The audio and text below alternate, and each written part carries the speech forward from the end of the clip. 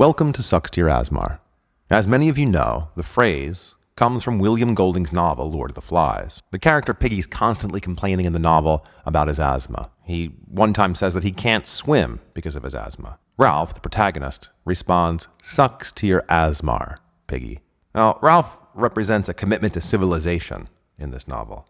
He fights barbarism. He represents order, civilization, and productive leadership. Sucks to your asmar is something I like to say to people who are needlessly complaining about trivial things. I've noticed that your workplace does not have any transsexual lesbian people of color. Sucks to your asmar. I find that hairstyle very offensive. It's a cultural appropriation. Sucks to your asmar.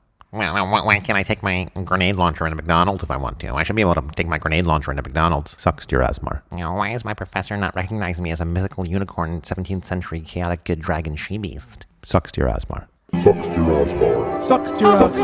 Sucks to your asmar. Sucks to your asmar. Sucks to your asmar. This podcast is brought to you by Arbidritzel Capital. Guys, Jesmo Day is fast approaching, and you don't want to be caught shamdezzling on a Krelops. Now, Arbidritzel Capital can help you have a great Jesmo Day, and not just a great Jesmo Day. They can make sure you have a great day every day in the future. So don't be caught shamdezzling on a Krelops. Secure your future today with Arbidritzel Capital. Give them a call or check them out on their website. Another school shooting in the United States. Now, I think it's incredibly sad, but one of the saddest things about that is when you're listening to this a year after it was recorded, 2 years after it was recorded, anytime, you should be able to put a time and a place to that. Oh, a school shooting. He's talking about that shooting that happened in Boston in 2023. But the terrible thing is, if you didn't know when this podcast came out, you wouldn't be able to put a time and a place to it. It's happened so many times, there is no time and place. It's everywhere. It's happened everywhere, and it's happening everywhere, and it's going to happen everywhere. And if you don't think that's insane, then you have gone insane. Sometimes when we're in, it really reminds me of an abusive relationship. My own time in the United States reminds me of an abusive relationship. And when you're in an abusive relationship, you might have a glimpse of the forest through the trees, but you can't really comprehend the entirety of it. I talk about this a lot to my friends and in various places, but I didn't realize how insane the violence, not just the gun violence, the violent nature of American society was until I left, until I moved out of the country and was able to look back and say, wow, that's crazy. That's crazy that I saw someone shot. That's crazy that I would hear gunfire on a regular basis in Philadelphia. It's crazy that there were 700 murders the summer that I left. It might be 700. I don't recall. It was around there. 700 murders, most of them done by guns. So when you're in the United States, you can say, yeah, this is terrible. This is crazy. We've got to do something. But I think so many Americans don't realize how crazy it is because you are involved in an abusive relationship. You're in an abusive relationship. You're accepting things that are unacceptable, just like you would if you were caught in an abusive relationship. The same patterns are there. It's explained away, or someone's blamed, or, oh, he didn't mean it. It won't happen again. It's not going to happen to me. It's different. My situation's different. It's not like that. It's an abusive relationship. Another really sad thing to me were some of the responses, because I think it just shows that things are not going to change. The President of the United States got on television after the shooting and said that we have to ban assault rifles. To me, this is absolutely tone deaf. What are you talking about? Ban assault rifles? Do you actually think that that is a valid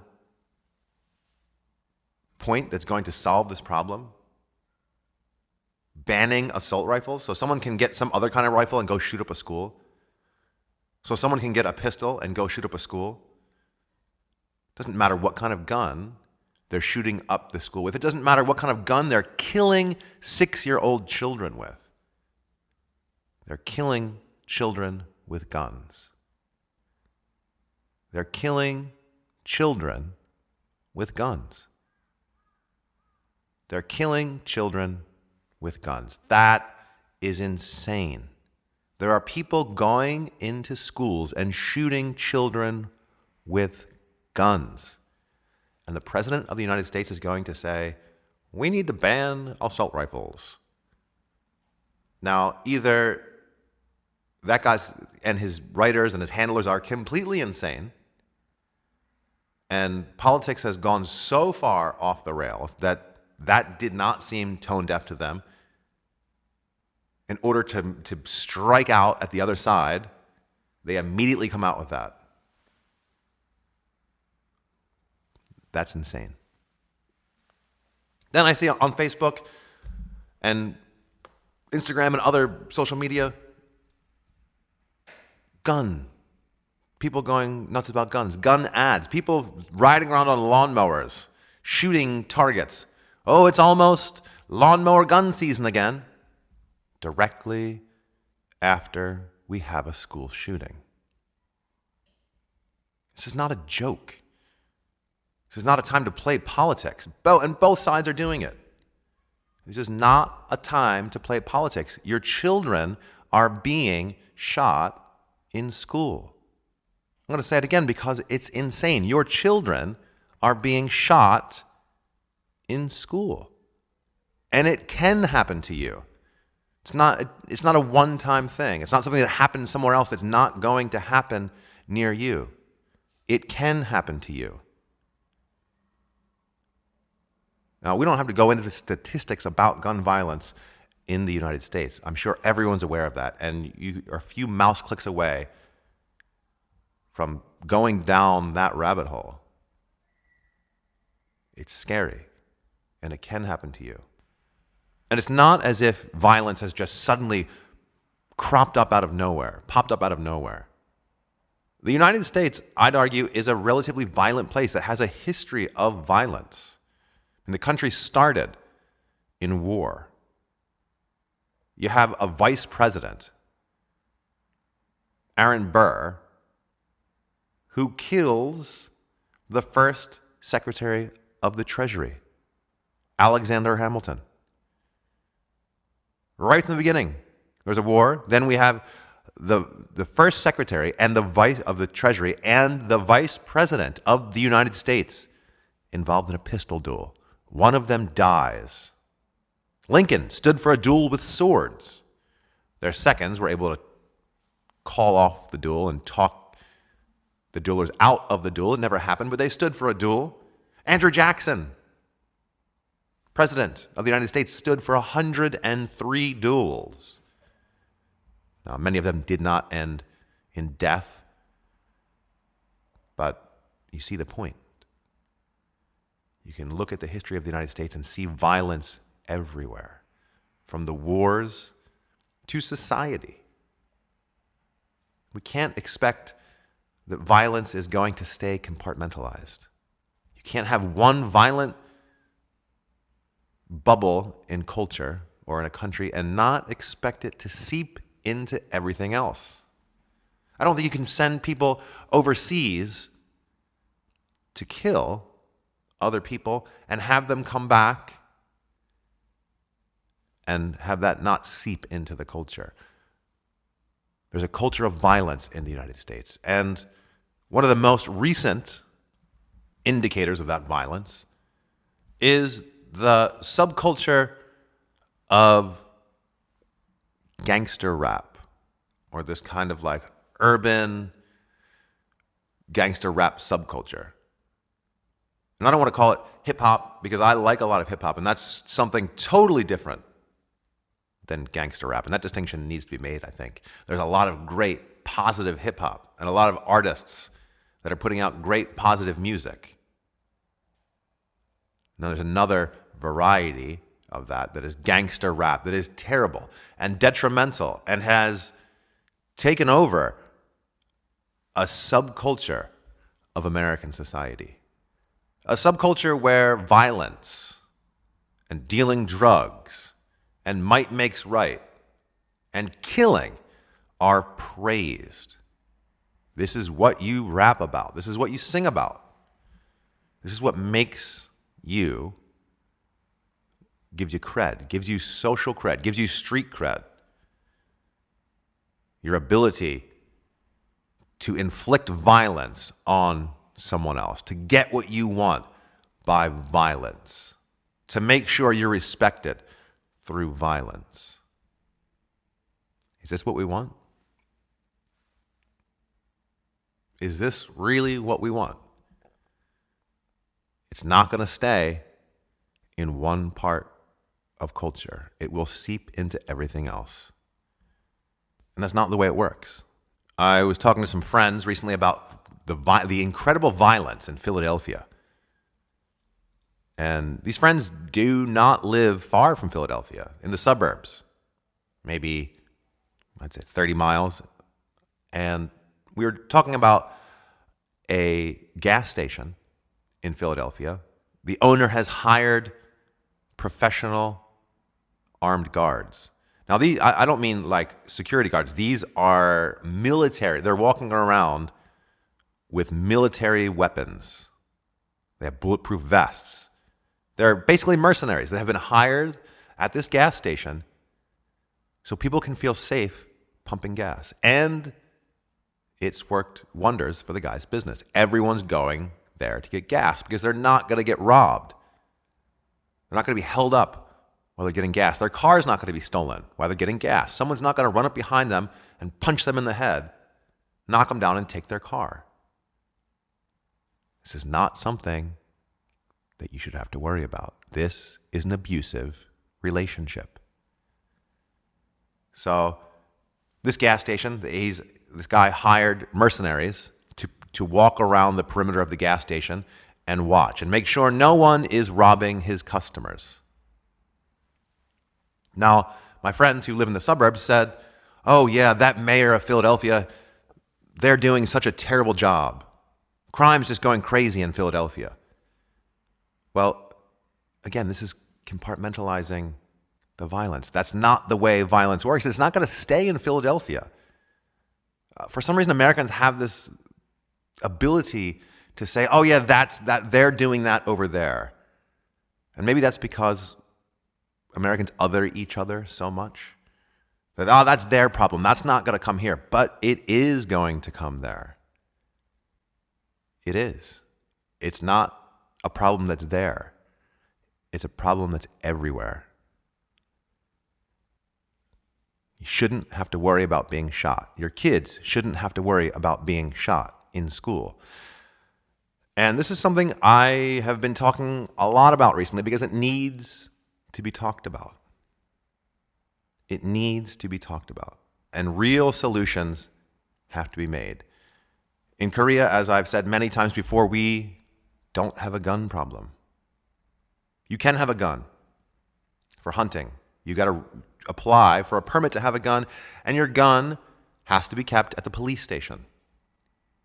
When you want to use your gun, you go and you check out your gun from the police station. And you can go around and hunt with it. I don't know. I don't think this could ever work in the United States, but it should be something that's looked into because it's insane. It's insane that there are children being killed and people don't want to give up their guns. It reminds me of a child with a security blanket. A child with his favorite blankie. He can't give up his favorite blankie. He feels unsafe without it. This is the same way I look at American gun owners now. Oh, I can't give up my gun. I'm unsafe without it. Ugh. Life is unsafe. You don't need your blankie or your gun or your M16 or your Colt 45 or your whatever. You don't need it to feel safe. You're not 5 years old. You don't need a security blanket. Who do you think is coming to get you? What boogeyman do you think you're going to shoot away with your gun? And these people always say, well, if we take away guns, then only criminals have guns. You know what? Maybe that'll be true for a small amount of time. But criminals have guns now, and they're killing your children. They are killing your children. So in Japan and in Korea, if you're even caught with a bullet, you're going to jail. Let alone a gun. You could do the same thing in America. If you're caught with one bullet, you're going to jail for 7 years. If you're caught with a gun, you're going to jail for 30 years. If you're caught with an illegal weapon, you're going to jail for 30 years or for life. Let's see how many criminals are going to carry guns after you put people away for life for having a gun. Let's see how many people will own illegal weapons. I would wager a huge amount of money that in a few years, you're not going to see any criminals carrying guns. Maybe they'll carry knives. Maybe they'll carry swords. Something, I don't know. But they won't be carrying guns. Because nobody in their right mind is going to go away for the rest of their life for having a bullet or a gun. And once that fact is made real, once criminals start seeing their peers going away for 30, 40, 50, 60 years for owning a gun, they're not going to want a gun. Got to get rid of the guns. And we've got to get rid of the underlying problems that are causing people to shoot one another and causing people to shoot children. Children. And it's also very ironic to me that these same people that are, from my cold, dead hands people, one of their mottos is something like God, guns, and maybe it's country. God, guns, and country. Well, these are Christians or people who say that they're Christians or people that are involved in some kind of aberration of cultish American Christianity. Do they not remember the time in the Bible when Peter cuts off the Roman centurion's ear? And what does Jesus do? He picks up that ear and reattaches it to the soldier. And basically says, Peter, this is the old way. You live by the sword, you die by the sword. He heals that Roman's ear. But these guys are God, guns, and country. God doesn't want you shooting children. It says in the Bible also, anyone who harms a child better put a millstone on their neck and walk into the water. Drown themselves, sink to the bottom. You're hurting children. Your insistence on not letting go of your blankie, your security blankie, because you think some big bad monster is coming to get you and you're going to play the American hero and shoot them away with your M16, your security blanket, you are hurting children. You are harming children. You're harming children. You're killing American children because you need your security blankie. Put a millstone on your neck. Jump into the pond because you are killing children. Because you can't let go of your toy. Because you want to ride around on lawnmowers and shoot targets. Because there's some imaginary enemy that's going to come out and take your guns from you. And you're not going to be allowed to own anything in the future. Get a life.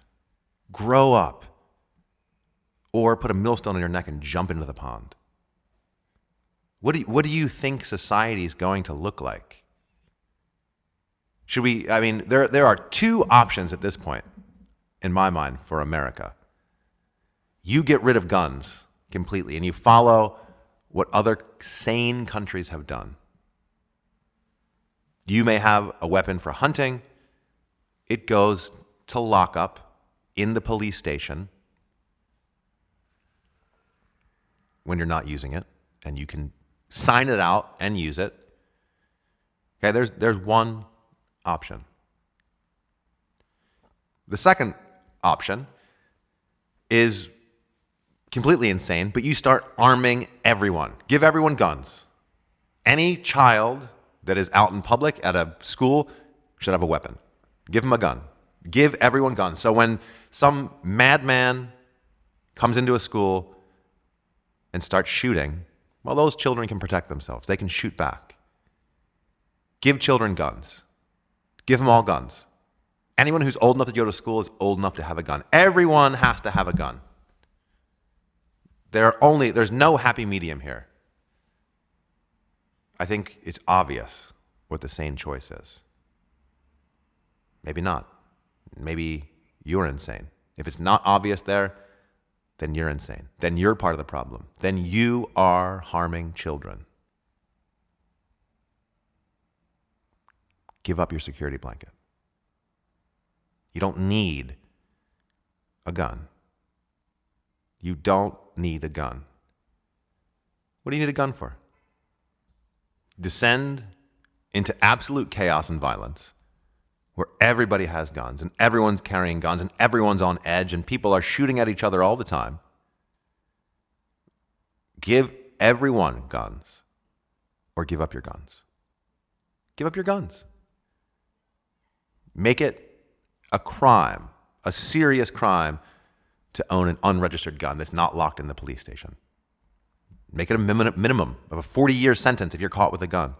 A minimum of a 40-year sentence, of a 7-year sentence for each bullet. I'm telling you, criminals are not going to have guns anymore. We're still going to have the societal problems, which are the real underlying causes of these shootings. Because there are other countries that have guns that don't have these problems. But maybe people can hack each other up with swords then, or stab each other to death with knives, cut each other's heads off with swords. That's a better option to me. Everybody carries around a sword. Guns are for cowards anyway. You're a coward. If you shoot somebody, you're a coward. Get a sword. Do some hand-to-hand combat. Do the work. Don't be lazy. Get in there and have to really chop someone's head off. Hack away. Standing 20 yards away from someone, pulling a trigger and killing them. What a cowardly way to kill somebody. You want to be a man. You want to be tough. You want to be a woman. Get a sword. Kill somebody with a sword. Kill somebody with a knife. That's killing. That's actually killing. Get your hands dirty. Don't be a coward. Guns are for cowards. Another thing that I've said before that I've said facetiously, but maybe it could help, is bring back dueling. Bring back dueling. You have a problem with somebody? Challenge them to a duel. With whatever you want. Swords, guns, knives, shurikens, whatever weapon you want. Go out to a designated area far away from other people and have a duel with that person. Kill them if you want. Kill each other. Don't involve other people. Don't be a coward. This could solve some of the violence problem. You don't like a transsexual person? Challenge them to a duel. Go out on an island, shoot each other up. You don't like Christians? You don't like a Christian guy or someone who's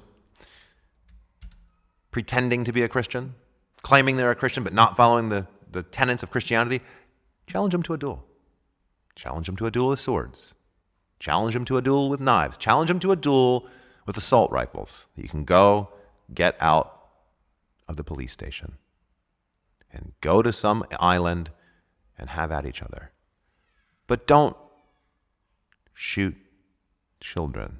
Don't shoot each other. Don't kill innocent people. That is a cowardly thing to do. Maybe bring back dueling. Something's got to happen. You know? And I want to say this in all seriousness. I left the United States in 2008. And I have 2 children now. And I, under no circumstances, would ever return to the United States while my children are in school. It doesn't matter where it is. I would not put them into a school in the United States. But I want to say that if anyone wants to get out, anyone listening to this wants to talk about how to leave the United States and what to do, please feel free to get a hold of me, because I can give you some advice on how you can do that. And it's a viable option. People think it can't be done. Oh, it's too hard. I can't get a job. Or what will I do? I can't move it. Yes, you can do it. You can. You can do it. I did it. People I know did it. You can leave. So please, if you are curious about that, get a hold of me through the email in the description, and I can help you out. But I really hope, I really, really hope that you guys can get things under control there, because it's sad and it's, quite frankly, insane. And looking at it from an outside perspective, it's mind-boggling. It's mind-boggling to people in Korea. It's mind-boggling to people in Germany. It's mind-boggling to people in Australia. Everywhere. People cannot understand why you guys will not give up your guns. I don't think they can understand why there are so many shootings, mass shootings and otherwise, in schools, in urban areas. The numbers are staggering, and they're, like I said, they're a few mouse clicks away. Everybody knows about this problem now. Get out of the abusive relationship. You need to see the forest through the trees. Get out of that relationship. It's going to kill you as a society, and it might kill you as a person. You are in an abusive relationship. Get out. Get out of it. Get out of it. Well, be well, guys. If you haven't done so yet, guys, please check out Dave Newman's new and fantastic memoir, The Same Dead Songs. It's available on Amazon or jnewbooks.com. It's a working class memoir about friendship, about struggling with addiction, about making it as an artist in America, how hard that is. It's about growing up in a certain time and place. And it's one of my favorite books of all time. Please check it out on Amazon. If you've read it, leave a review on Amazon, please. And if you would rather listen than read, the audiobook is forthcoming.